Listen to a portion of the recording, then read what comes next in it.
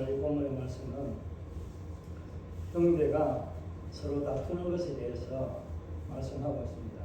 서로가 비방하지 말고 서로가 덕을 세우는 일에 살아가고 오늘 바로 바울은 로마 교인들에게 그렇게 권면하고 있습니다. 이런 음식에 관해서 또한 고린도전서에서도 벌써 고린도 지역에서 일어나고 있는 그 제사로 인한 음식을 먹는 것을 금해야 되는지 아니면 먹어도 가능한지 여기에 대한 논쟁들이 계속해서 끊임없이 일어나고 있었습니다. 우리도 이 음식에 대해서 굉장히 서로가 이견이 다르다고 할까요? 좀 서로가 다투기도 하고 서로가 또 이것이 먹어도 되는 것인지 아니면은 이걸 먹지 말아야 하는 건지 우리 신앙에 정말 끓이김이 있는지 없는지 서로가 갑을 논박하듯이 그렇게 말을 많이 합니다. 제가 대학을 다녔던 그 영도의 학교 밑에 보면은 참 유명한 고깃집이 하나 있습니다. 우리나라 사람은 지금은 이제 혐오식품 이런 거 이래가지고 많이 없어져 버렸는데 이게 목회자들에게는 목을 많이 쓰는 사람들에게는 굉장히 이게 유용한 하나의 음식이기도 합니다. 뭔지 아시죠? 개고기입니다. 개고기를 먹는다고 이 외국인 교수들이 와서 한국 사람은 이상하다고 야만입니다 이렇게 이야기를 하거든요. 그래 이제 그럴 때마다 한 번씩 이제 개고기가 유명한 집에 가서 교수들이 아무 말 안 하고 오늘 이 고기 참 맛있는데 우리가 저렇게 먹는데 한번 먹어볼 거냐고 그러면은 그래 한번 먹어보자. 그래서 먹으면은 이렇게 한국에 맛있는 음식이 어디 있느냐고 그렇게 감탄을 합니다. 그러면 이제 그 다음날 당신이 자네가 어제 먹은 그 음식이 무엇인 줄 아느냐? 엄청 맛있었지. 자네 나라에서는 먹을 수 없고 이렇게 맛있는 것을 먹을 수 있는 기회가 없을 걸 아마. 그러니까 그게 뭔데? 다음에 또 먹으러 가자. 이렇게 이야기하는 거예요. 그래. 다음에 또 먹으러 갈 수 있겠나? 그러니까 시간이 없을 거 못 먹을 건데 이러니까 아니야 먹을 수 있다고. 또 다음 또 가자고. 다음에 내가 산다고 가자고 해가지고. 그래가지고 가기 전에 이제 어제 먹었던 그 고기가 당신이 싫어하는 야만이라고 말하는 그 고기일세. 뭔지 알겠는가? 개라고 하는 거예요. 도구라고 이야기하니까 그것을 어떻게 먹어? 이렇게 하네요. 그 오시는 그 교수들마다 그렇게 이해합니다. 우리가 개고기 먹는 자랑하고 이렇게 이야기하거든요. 그러면은 그것은 이제 개고기 먹는 이것에 대해서 혐오식품과 같이 그렇게 야만이처럼 취급해버립니다. 무엇을 말하는지 이해가시죠?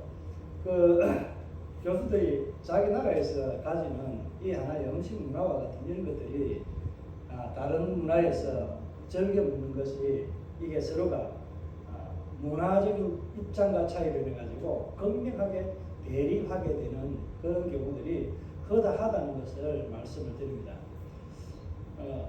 참고로 이제 우리 이 조선이 이제 망하고 대한제국이 들어서고 할 때 일제강점기 이 시대에 프랑스에 있는 신부들이 와서 신부가 참 많이 죽었습니다. 1차, 2차로 해서 9명하고 10몇 명 정도 이렇게 많은 신부들이 죽게 되었는데 러시아를 배척하기 위해서 천주교를 좀 지향했는데 청나라가 천주교를 이제 배척하게 되니까 우리나라도 동일하게 똑같이 천주교를 배척하게 됩니다.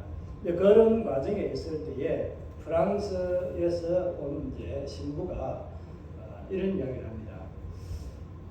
조선에서는 가장 맛있는 음식이 그 영도에서 먹는 거고기라고 이야기합니다. 개고기가 가장 맛있다. 이거는 제가 한 말이 아니고요. 프랑스 신부가 적었던 남겼던 기록을 남겼던 말입니다. 그런 이야기를 들었을 때 이분은 어떤 이제 선교적인 관점에서 왔기 때문에 또 통상이랑 무역에 관련된 이런 것들 때문에 이런 말들을 했을 수도 있지만은 그러나 우리가 받아들이는 것에 있어서는 상당히 이제 생각의 차이, 문화적인 차이, 이런 것들을 가지고 많이 다투곤 합니다. 하나 더 일례로 부부가 감자를 가지고 이 잘 아시는 뭐 내용입니다만 감자를 가지고 부부가 서로가 이것을 소금에 찍어 먹어야 되는지 이것을 설탕에 찍어 먹어야 되는지 이건 논쟁을 하다가 서로가 부부싸움이 이혼할 지경에 가버린 거예요. 그래가지고 판사 앞에서 가가지고 우리 부부가 이걸 가지고 다투었습니다. 이렇게 이야기하니까 그래요, 별것 아닌 거 가지고 다투네요. 우리는 소금에 찍어 먹습니다. 이렇게 한 거예요. 이런 이상한 이야기를 들으면 어떻게 되겠어요? 부부가 정말 아참을 가지고 다투고 싸웠다는 것을 이해할 수 있잖아요. 우리가 이런 것들은 어떻게 보면 별것 아니다 라고 말할 수 있습니다. 어찌 보면 다른 면에서 보면 굉장히 중요한 우리의 어떤 하나의 자존심을 건드리는 그런 것과 같은 무게를 가질 수도 있습니다. 오늘 그래서 사도 바울이 이 로마 교인들에게 편지하기로는 중요한 핵심은 덕을 세우라. 왜? 무엇 때문에 덕을 세우라는 것을 말하고 있는지 오늘 말씀을 보면은 그 이유들을 알 수 있습니다. 13절에서 쭉 이제 말씀하고 있는 내용들을 보게 되면 주 안에서 이 행하는 모든 것들에 대해서 말씀하고 있습니다. 그러니까 15절, 16절은 이제 17절에서 18절 요 사이에서 말하고 있는 결론적인 그 이유에 대한 결론적인 답에 대해서 말씀하고 있거든요. 그래서 이제 이 17절은 어떻게 보면은 15절과 16절에 있는 이 말미에 있는 요 내용들에 대한 결론적인 그 결과에 대해서 말하고 있는 그런 표현들이라고 보시면 됩니다. 이때 표현하고 있을 때 뭐라고 말하고 있어요? 앞에서는 주 안에서라는 표현을 했고요. 또 하나는 오늘 이제 17절, 18절에서는 주 안에서, 17절에서 주 안에서 행하라고, 성령 안에서 행하라고 말씀합니다. 성령 안에서 행하는 이 결과에 대한 세 가지가 뭐라고 말씀하고 있어요? 의와 평강과 희락이라고 말씀합니다. 그러니까 15절, 16절에 있는 이 내용들을 가지고 그 삶을 살아가는 결과가 성령 안에서 결국은 어떻게 된다? 이런 열매를 맺게 된다. 의와 평강과 희락이라는 것을 맺게 됩니다. 그러고 난 뒤에 이것으로 인한 이제 결과에서 그 삶에 대한 이유들에 대해서 뭐 하기 때문에, 뭐뭐 때문에, 왜냐하면 뭐뭐 때문이다. 이런 결론에 대한 이야기들을 이제 이어나가고 있습니다. 그러면서 이제 3절에 보면은 이 말씀에 대한 모든 것들을 다 한마디로 결정지어서 말하고 있습니다. 23절 한번 볼까요? 뭐라고 말하고 있는지 한번 읽어보겠습니다. 다 함께 읽습니다. 23절입니다. 시작. 의심하고 먹는 자는 정죄되었나니 이는 믿음을 따라 하지 아니하였기 때문이다. 믿음을 따라 하지 아니하는 것은 다 죄이다. 믿음을 따라하지 않는 것은, 의심하고 믿음을 따라하지 않는 것은 뭐라고 해요? 죄라고 말하고 있습니다. 바로 단칼에 죄라고 그렇게 표현하고 있습니다. 이 말에 대한 이해가 어느 정도 될는지 모르겠습니다. 이게 저도 이 말씀을 좀 생각하고 준비하면서 우리가 화평이라는 것, 덕을 세우기 위해서 우리가 어떤 노력을 해야 될 것인가 하는 것을 생각하면서 이 말씀을 본문을 하기로 결정했는데, 여기에서는 조금 다음에 또 조금 더 보충해서 정말 이 음식을 우리가 주 안에서 허락된 모든 것을 먹어도 되는지 아니면은 먹지 말아야 하는 건지, 이거에 대한 조금 더 연구가 필요합니다. 오늘 말하는 것을 본문에서 이 내용을 말하고 있는 요지를 보면은 먹어도 된다라고 그렇게 말하고 있습니다. 그런데 단순하게 먹어도 된다라고 허락하는 그런 것으로만 끝내기로는 조금 아쉬운 점들이, 부연 설명들이 있기 때문에 그렇습니다. 왜 그런지 오늘 우리 말씀들을 한번 살펴보도록 하겠습니다. 자, 앞에 13절에 보면 그런즉 우리가 다시는 서로 비판하지 말고 도리어 부딪힐 것이나 거칠 것을 형제 앞에 두지 아니하도록 주의해라, 그렇게 말씀하고 있습니다. 우리 한글성에서는 그냥 이렇게 그런즉 이렇게 표현하는데 결론적으로 이것은 이제 결론적이라는 것은 14장 1절에서부터 계속해서 12절까지 있는 내용들을 이제 이야기를 언급하면서 요 결론적으로 이야기하는 그 내용들에 대한 축약으로 다시 한번 요약해서 말하는 것이라고 보시면 됩니다. 그러니까 서로가 이제는 뭐 하면 안 된다는 거예요. 비방하거나 서로가 서로에게 상처를 줄 수 있는 그런 일들을 하면 안 된다는 거예요. 그래서 거치는 것, 이런 것, 걸림돌이들, 이런 것들을 놓으면 안 된다는 거예요. 이것은 악의적이고 죄의 속성에서 나오는 것이라고 그렇게 말씀하고 있거든요. 여러분, 혹시 여러분 살면서 여러분 자신에게나 형제들, 자녀들에게도 이와 같이 올무와 같은 이런 덫을 놓는 것, 걸림돌이 돼서 넘어질 수 있는 그런 것들을 놓아본 적이 있나요? 뭐 돌멩이나 이런 거 놓는 것이 아니라 말이나 이런 것으로 인해 가지고 상처를 주거나 이런 것 한 것들이 있느냐는 거예요. 아마 수없이 많이 있을 겁니다. 저도 마찬가지입니다. 저도 의협심에 뭐 이런저런 거 이야기하면서 이렇게 이런 망할 놈 이렇게 하면 그 사모님은 제발 욕 좀 하죠. 이 망할 놈 이게 왜 욕이냐고, 이런 상투어도 좀 쓰자고, 좀 제발 이런 거 좀 허용해 달라고 제가 간곡하게 부탁도 하긴 합니다만, 무슨 말인지 이해가시죠? 우리 말이나 행동에 있어서 나는 내가 의롭다고 생각하고 내 모든 것이 지혜나 지식이나 이런 것들이 완전하다고 생각해요. 하나님 말씀에 내가 완벽하게 나는 이해하고 있고 순종하고 따르는 깨끗한 사람이라 생각하고 다른 사람을 향해서 정죄하듯이 말하고 있다는 사실입니다. 그래서 말에 정결함 있는 사람은 정말 하나님 앞에 의로운 자와 같이 살아가는 사람이라고 야고보는 그렇게 말하고 있습니다. 오늘 그 말보다는 오늘 우리가 서로가 형제들에게 주 안에서 어떻게 살아가야 될 것인가 하는 것을 생각할 때에 오늘 사도 바울은 우리의 말과 이런 행동을 가지고 상대를 정죄하는 비방의 행위는 하지 말라는 겁니다. 정죄하는 비방의 행위를 하지 말라는, 누가 나쁘다, 누가 죄인이다, 이것을 말하는 것을 딱 꼬집어서 오늘 주 안에서라는 표현을 쓰거든요. 주 안에서는 어떻다는 거예요?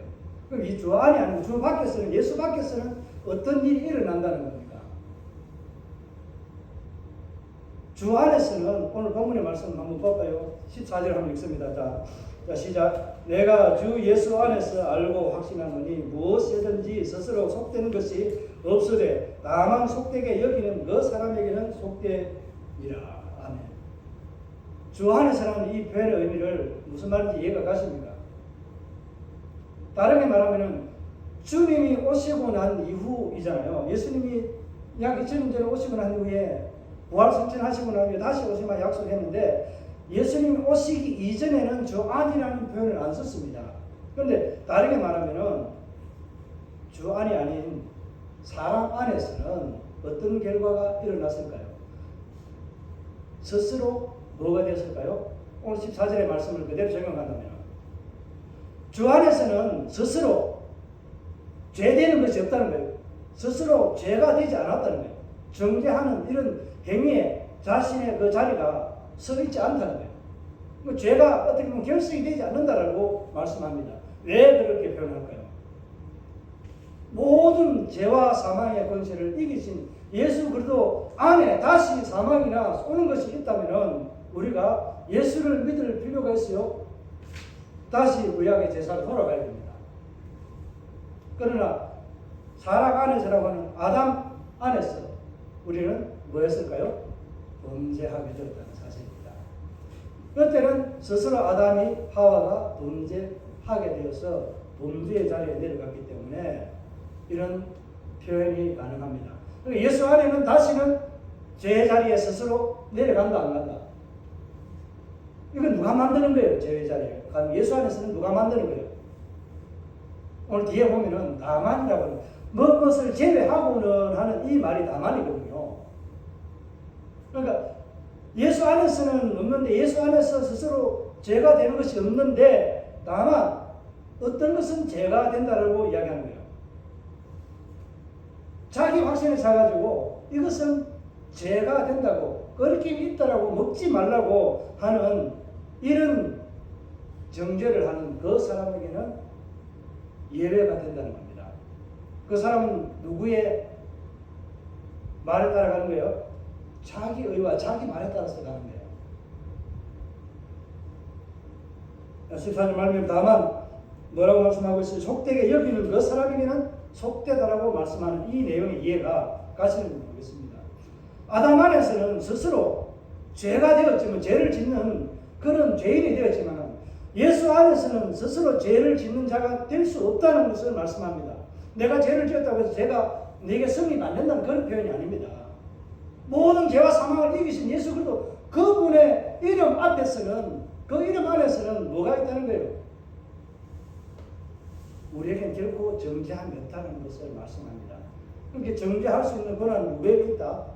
오직 하나님께만 있다는 거예요. 예수 안에 있는 자에게는.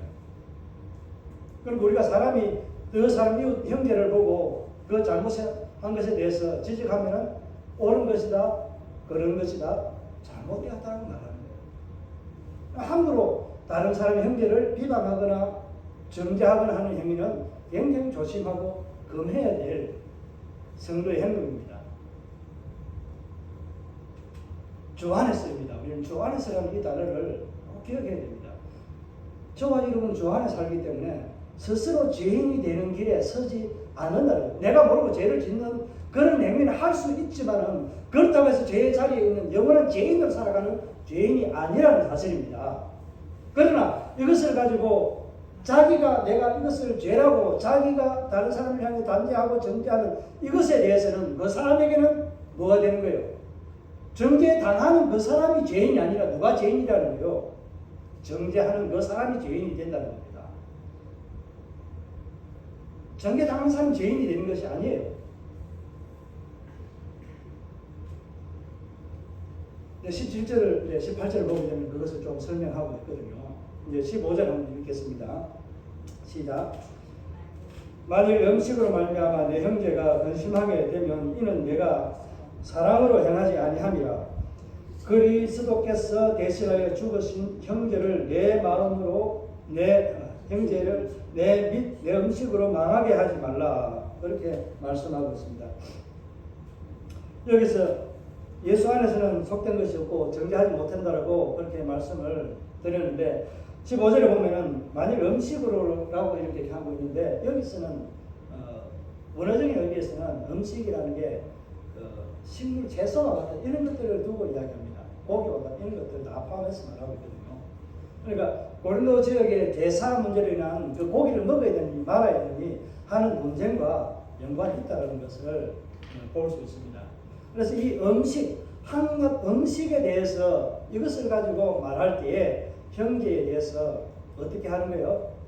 정죄하는 것은 뭐가 없기 때문에 예수 그리스도께서 우리를 위해서 죽으신 그 십자가의 사랑이 없다는 것이에요. 사랑이 없기 때문에 사랑 없는 것은 뭐가 되는 거예요? 다르게 말하면 죄가 된다는 거예요. 저와 여러분 안에 사랑이 예수 안에서 이런 사랑이 있다면 정죄하지 않고 이 음식으로 인해서 먹는 것으로 인해서 형제를 실족하게 하거나 그들의 마음에 상처를 주는 일을 하지 않는다는 겁니다. 좀 더 확대 적용하면은 본질이 아닌 말씀에 벗어나는 것, 그러니까 진리가 아닌 것에 있어서 우리가 이것을 가지고 정죄하는데 기준으로 잣대로 삼으면 안 된다 하는 그런 말씀으로 우리가 적용해도 되겠습니다. 그리고 15절 하반절에 보면은 그리스도께서 대신에 죽으신 형제를 내 음식으로 망하게 하지 말라라고 하고 있는데 여기서 그냥 망하게 한다는 표현을 좀 더 강력하게 노골적으로 표현한 그 표현이 바로 망하게 한다는 표현을 쓴 겁니다. 그 의미는 빼앗지 말라, 형제의 구원을 빼앗지 말라는 이런 의미와 같은 단어로 사용하고 있거든요. 그러니까 이 한 가지 음식 때문에 진리가 아닌 이것 때문에 형제가 구원에서 떠나게 되는 것은 뭐하게 하는 거예요? 예수님이 실족하게 할 수는 하지 못하지는 않지만 실족해 하는 그 사람은 차라리 나지 않았으면 좋고 뭐 하라고 그랬어요? 차라리 연자맷돌을 가지고 바다에 빠져 죽는 것이 더 낫다라고 그렇게 비유로 예수님이 말씀하셨습니다. 이 비유를 그대로 생각하면은 우리가 함부로 다른 사람들을 향해서 내 기준과 내 상식이나 내 모든 것을 가지고 사람을 정죄하고 하는 것에 있어서는 조심해야 한다. 그런 것을 말씀하고 있는 것입니다. 그래서 이것을 빼앗지 말라. 멸망하지 하도록 그렇게 네가 올무를 놓거나 그런 행위를 하지 말라. 그 형제가 실족하게 되는 이유는 뭐라고요?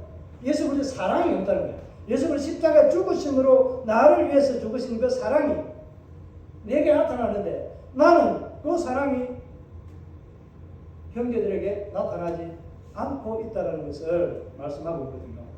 여러분 안에 예수 그리스도 안에 있는 그 사랑이 하나님 아버지의 크고 놀라우신 사랑이라고 우리가 늘 축도할 때에 듣습니다. 하나님 아버지의 그 크고 놀라우신 사랑이 여러분 안에 얼마나 있는지 한번 생각해 보시기 바랍니다. 사랑으로 모든 것을 행하시기를 축복합니다. 오늘 믿음이 강한 자와 믿음이 연약한 자에 대해서 계속해서 말씀하고 있거든요. 믿음이 강한 자와 연약한 자에 대해서 서로가 비판하지 말고 부딪히지 말라. 그래서 형제 앞에 어떤 말로나 이런 것들을 가지고 걸림돌이 되도록 상처가 되는 것을 하지 말라고 말합니다. 두지 말라고 그렇게 말씀하고 있는데 여기서 오늘 우리가 생각할 것은 서로에게입니다. 믿음이 뭐한 자, 강한 자, 연약한 자. 서로가 서로에게 뭐 하라는 거예요? 사랑하라는 겁니다. 한마디로 말하면 사랑하라는 표현인데 그 말을 오늘 16절에 이렇게 표현하고 있거든요. 그러므로 너희의 선한 것이 비방을 받지 않게 하라. 우리가 믿음으로 행하는 행위가 그 선한 것이 다른 사람들을 향해서 비방거리가 되지 않도록 하라고 말씀하고 있습니다. 무슨 말인지 이해가 가요? 우리 믿음을 살아가는 이 모든 일이 다른 사람에게 비방받을 거리가 되느냐는 겁니다. 때로는 비방거리가 되잖아요. 내 열심으로 인해서 내 가정의 자녀들, 남편, 아내를 버려두고 내가 주의 일을 한다고 열심히 뛰어다니면서 교회만 다니고 전도한다고 다니긴 합니다. 무엇을 내버린 거예요? 형제를 내버리고 가정을 내버린 겁니다. 물론 예수님이 형제하고 친척 모든 것을 버려야 된다라고 내 제자가 된다고 하니까 이 말씀에 대한 오해를 좀 가지고 행동하는 믿음이라고 그렇게 볼 수 있습니다. 15절과 16절을 보면은 서로가 서로에게 무엇을 가지고 하라는 거예요.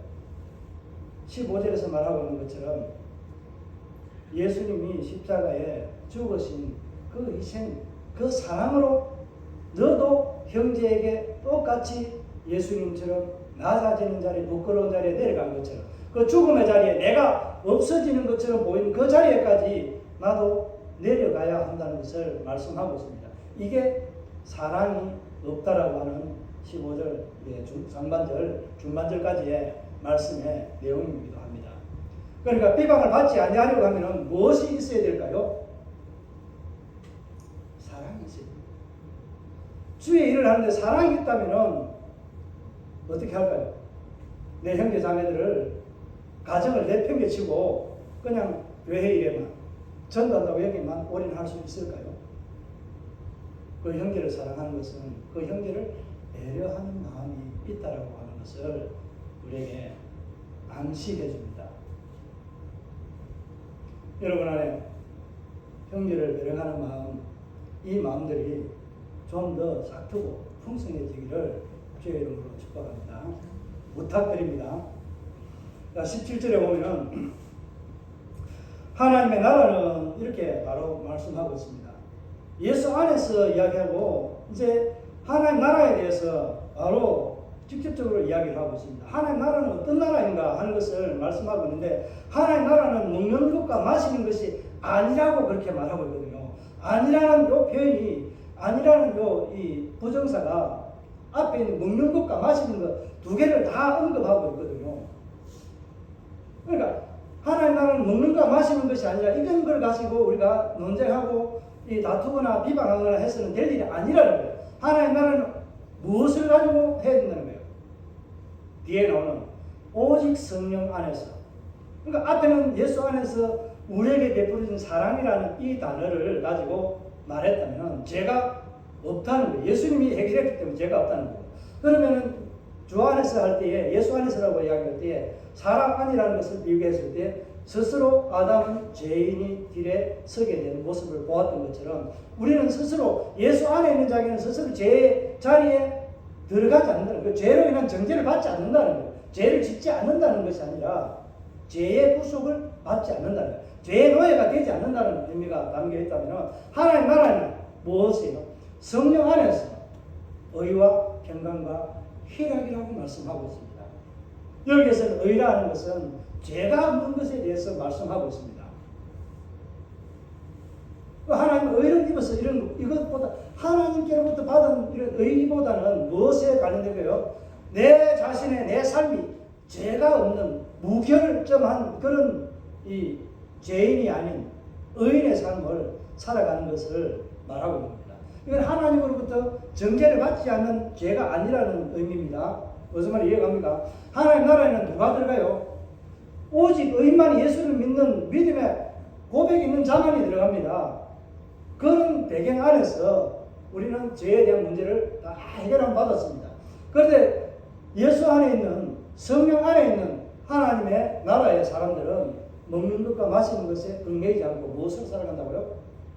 스스로 죄의 자리에 들어가지 않고 죄를 멀리하고 그 죄에서 멀어진 삶, 정결한 삶, 거룩한 삶으로 살아가는 의가 나타나는 삶이기 때문에 비방을 받지 않는다라고 그렇게 말하고 있는 겁니다. 그렇게 하나님의 의가 있고 죄가 없으니까 뭐 하는 거예요? 시기와 질투와 분쟁 이런 것들이 일어나지 아니하니까 어떤 것들이 일어날까요? 그 뒤에 바로 샬롬이라고 하는 평강이 일어납니다. 화평이 우리에게 주어집니다. 이 화평이 그냥 전쟁이나 뭐 군인들의 어떤 정치적으로 억압해서 만들어내는 평화가 아닌 오직 예수 그리스도로 인해서 오는 주어지는 참 평안이 우리에게 주어지는 겁니다. 이것은 데살로니가 전서할 때에 이 말씀을 사랑과 희락과 화평 이런 것에 대해서 오직 믿음과 우리에게 주는 이 소망, 이 사랑에 대해서 말씀을 드리고 할 때에 이 말씀을 드렸기 때문에 더 많은 설명을 드리지 않겠습니다. 그러니까 샬롬은 누구에게로부터 오는 거예요? 하나님 나라라고 하니까 이미 우리는 하나님 나라에 들어와 있는 존재이기 때문에 예수 그리스도 말미암아 주어진 은혜, 이 화평을 누리게 됩니다. 이기 때문에 우리에게는 진정한 평화가 샬롬이 우리에게 있다는 겁니다. 이것이 나타나야 된다는 겁니다. 마지막으로는 뭐가 하나님 나라에 나타나는 하나의 증거입니까? 성령 안에서 희락이라고 합니다. 기쁨이 있고 즐거움이 있는데 무슨 시기 질투, 불평과 원망이 나타날 싹이 있겠습니까? 한번 생각해 보세요. 마냥 웃고 지내는 그 사람이 근심과 걱정이 있어 보입니까?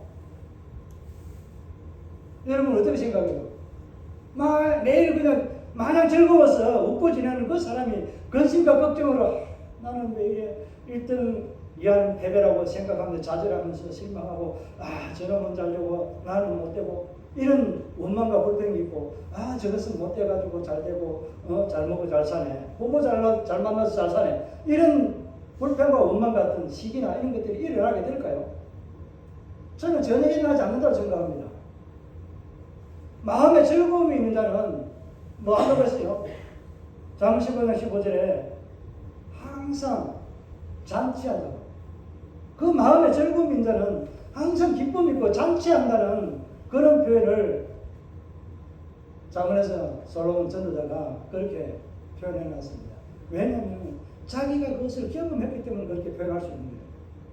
하나님 나라에는 성령으로 우리에게 주어지는 모든 의와 죄를 멀리하는 삶과 또 하나님께서 주신 예수 그리스도 안에서 진실하고 신실하게 우리에게 주시는 샬롬의 은혜, 평안의 은혜가 주어졌다면 우리는 서로가 화평하고 즐거운 기쁨의 삶이 우리에게 나타나게 되어져 있다는 것입니다. 그러니까 16절에 있는 이 말씀이 우리의 선한 행실을 가지고 우리가 하는 믿음의 그 행위를 가지고 다른 사람이 비방할 수 있다 없다 못한다는 결론을 말해주는 겁니다. 그러니까 이런 삶, 하나님 나라의 성령 안에 살아가는 삶은 어떤 삶인가에 대해서 19절 이하에 20절에서도 이렇게 말씀하고 있거든요. 19절 20절 말씀을 읽고 마무리하도록 하겠습니다. 18절은 안 읽거든요. 18절부터 20절까지 읽겠습니다. 자, 이로써 그리스도를 섬기는 자는 하나님을 기쁘시게 하며 사람에게도 칭찬을 받느니라. 그러므로 우리가 화평의 일과 서로 덕을 세우는 일을 힘쓰나니 음식으로 말미암아 하나님의 사업을 무너지게 하지 말라. 만물이 다 깨끗하되 끓임으로 먹는 사람에게는 악한 것이라. 아멘. 자, 20절의 말씀은 다 깨끗하되 끓임으로 먹는 사람에게는 악하다라고 그렇게 말한 표현이 앞에 어디서 한번 나왔죠, 그죠? 사랑을 하지 않는 것, 이것에 대해서 말씀하면서 14절에 스스로 악한 자가 되는 그 한 가지 길이 있는데 악하다고 잘못되었다고 비방하는 14절 말미에 있는 그 내용의 말이 바로 오늘 20절에 있는 이 말씀과 연관이 되어 있습니다. 그에 대한 내용의 결과적으로 이렇게 18절에서는 뭐라고 말하고 있어요? 하나님 나라에서 성령으로 살아가는 사람은 의와 평안과 희락이 있기 때문에 절대로 하나님 앞에서도 존경을 받고 칭찬을 받지만 사람에게서도 뭘 받는다고요? 칭찬을 받는다고 합니다. 여러분의 믿음의 삶이 하나님 앞에서도 사람 앞에서도 칭찬을 받는 그런 아름다운 믿음의 소유자가 되기를 주의 이름으로 축복합니다. 올해 우리 교회가 복 있는 사람의 아름다움이라는 이 세 가지 기억하시면서 기도하면서 살아가시기 바랍니다. 이게 복 있는 사람의 아름다움이 이런 삶의 즐거움으로 살아가는 것입니다.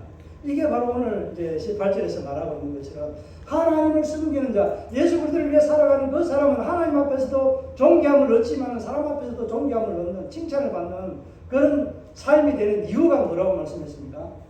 먹는 것과 마시는 것에 연연하지 않고 오직 성령 안에서 의를 위해서 죄를 멀리하고 정죄하지 아니하고 화평을 누리는 삶, 기쁨 있는 삶, 평안을 누리는 정말 내 안에 샬롬이 있는 삶을 살아가는 그 사람에게 희락의 즐거움으로 인해서 보여주는 표정이 바로 즐거움이라는 것을 말씀하고 있습니다. 여러분 안에 희락의 영이, 희락의 기쁨이 매일매일 충만하게 되기를 주의 이름으로 축복합니다. 아멘. 자, 여기서 한 가지만 더 설명을 드리겠습니다. 20절 음식으로 말미암아 하나님의 사업을 무너지게 하지 말라 이렇게 표현하고 있습니다. 하나님의 사업이 뭘까요? 하나님의 사업이 뭘까요? 하나님이 기업을 가지고 하나님 나라의 기업가 시부 들어온다요. 하나님의 나라의 사업은 예수님을 통해서 이 땅 가운데 보내심으로 전도하게 했던 것처럼 오늘 저와 여러분을 통해서 복음의 사역을 하라고 그렇게 말하고 있는 겁니다. 이게 하나님의 사업이에요. 하나님의 사업은 오늘도 영혼 추수를 위해서 전도합니다. 내가 이를 위해서 보냄을 받았고 내가 이렇게 핍박을 받고 나를 죽이려 한다 하지만은 내가 이를 위해서 아버지로부터 보냄을 받아서 왔는데 이 일을 위해서 온 내가 그것이 무섭다고 일을 안 한다? 아니다. 유대인 잡아 죽이려 하니까 그것이 가면 안 됩니다. 예수님 죽습니다. 그럼 우리는 어떻게 돼요? 저희 부산 말로 하면은 낙동강에 오리알이 떠내려온다고 이야기합니다. 낙동강 오리알이 되는데 예수님 제발 그것에 가면 안 됩니다. 그러니까 단호하게 예수님은 내가 이를 위해서 전도해야 돼. 여기서도 전도했으니까 저기서도 전도해야 된다고 그렇게 말씀합니다. 디도서 1장 3절에서도 마찬가지입니다. 전도는 내게 부탁한 것이 아니라 맡기신 옵션 안에 들어앉아 있는 패키지 안에 들어앉아 있는 내용이라고 말합니다. 옵션이 아닌 패키지 안에 내가 성도이면 반드시 해야 될 의무로 주어진 것이 전도라는 겁니다.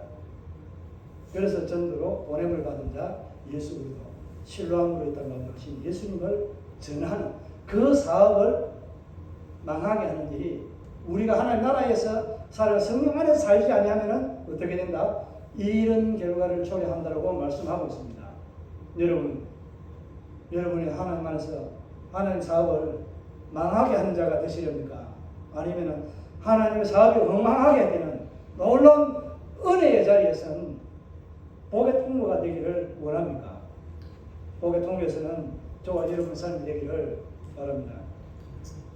자, 믿음이 강한 자가 믿음이 연약한 자를 오늘 이 본문에서는 말씀하고 있습니다.